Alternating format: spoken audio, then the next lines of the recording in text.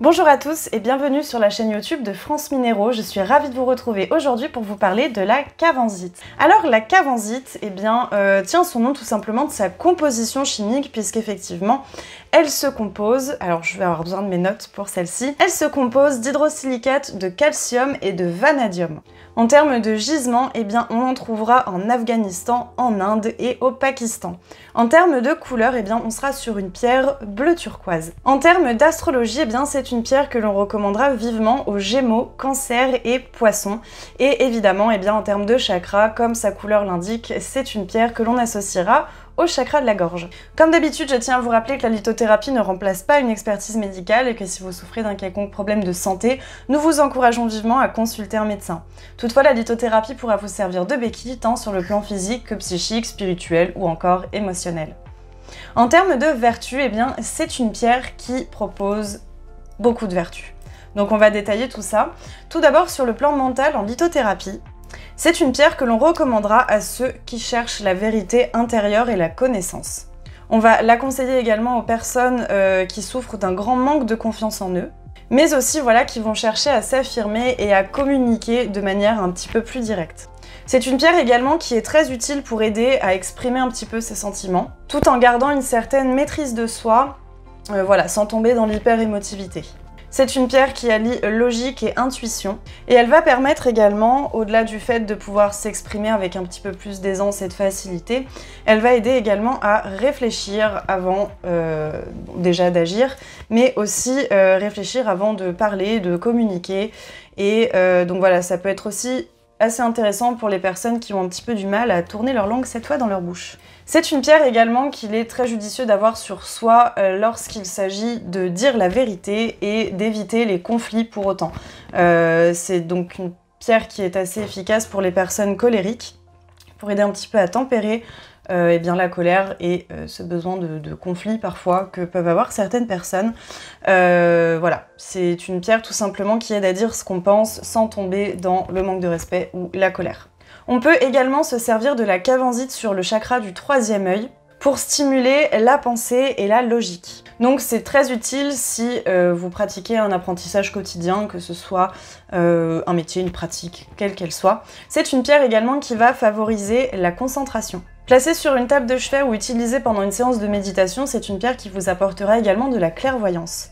Elle aide également à se rappeler de ses rêves et à travailler sur les vies antérieures. Voilà, si vous souhaitez pratiquer des méditations à ce sujet ou n'importe quelle autre pratique liée aux vies antérieures, la cavenzite peut tout à fait vous aider. Sur le plan physique maintenant, c'est une pierre qui va favoriser le soin et la purification globale du corps. Elle va également être très utile au niveau de la sphère ORL. Donc tout ce qui sera lié, par exemple aux maux de tête, aux maux de gorge, à des sensations un petit peu désagréables au niveau de l'ouïe. Tout ce qui regroupe en fait la sphère ORL. C'est une pierre que l'on peut tout à fait conseiller pour ce type de problème. Sur le chakra du troisième œil, encore une fois, c'est une pierre qui aura donc un lien direct avec le système endocrinien. Spirituellement, il s'agit du siège de l'esprit. Enfin, la cavenzite va aider à lutter contre les troubles du sommeil et de la sexualité. Comme toutes les pierres, la cavenzite a besoin d'être purifiée et rechargée. Pour ce faire, il faudra la placer dans de l'eau claire pendant quelques heures, puis ensuite la placer au soleil pendant quelques heures également. Alors en termes d'expérience personnelle, c'est une pierre que je n'ai jamais utilisée, mais que je trouve extrêmement jolie déjà, pour commencer. Surtout ce pendentif. Voilà. Que vous pouvez retrouver sur la boutique de France Minéraux, bien entendu. Je vous mets le lien quelque part par ici ou par ici. Je sais toujours pas de quel côté, il me semble que c'est par là. Je trouve que c'est une pierre qui est tout de même extrêmement jolie donc. Mais aussi très intéressante.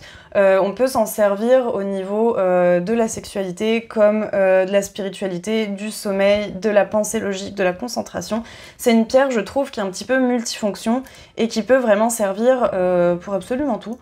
La confiance en soi, en même temps l'apaisement, la maîtrise des émotions. Je trouve qu'elle a vraiment des vertus qui sont très variées, en fait, tout simplement. Donc je pense que c'est une pierre qui peut convenir à énormément de personnes et elle mérite d'être un petit peu plus connue. Pour ma part, c'est vrai que c'est une pierre que j'ai rarement vue en boutique et dont j'ai rarement également entendu parler. Donc n'hésitez pas à me dire en commentaire si vous travaillez avec de la cavenzite, si vous avez eu des difficultés à en trouver ou non. Je serais assez curieuse quand même de savoir. En ce qui me concerne, voilà, je trouve que c'est pas une pierre dont on entend parler très souvent et c'est bien dommage parce que ça évite, enfin ça pourrait éviter du moins, de s'encombrer de trop de pierres avec trop de vertus différentes qui parfois ne s'associent pas entre elles. Il est parfois très compliqué d'associer des pierres entre elles. Et je trouve que cette pierre, tout simplement, elle peut servir à remplacer, par exemple, au niveau du sommeil et de la méditation, c'est pas exactement pareil, mais je pense que l'améthyste peut être remplacée par la cavenzite. Si par exemple on porte une améthyste et une aiguemarine, une cavenzite, je pense, peut faire l'affaire. Donc voilà. Je pense que c'est une pierre très polyvalente qui peut en remplacer beaucoup d'autres lorsqu'on a du mal à toutes les associer et qu'on a beaucoup de besoins. J'espère que cette vidéo vous aura plu. N'hésitez pas à vous abonner, liker, partager ou encore commenter également. C'est toujours un plaisir de lire vos retours. En attendant, moi je vous retrouve très prochainement pour vous parler du signe astrologique du Sagittaire et donc de son association avec les minéraux.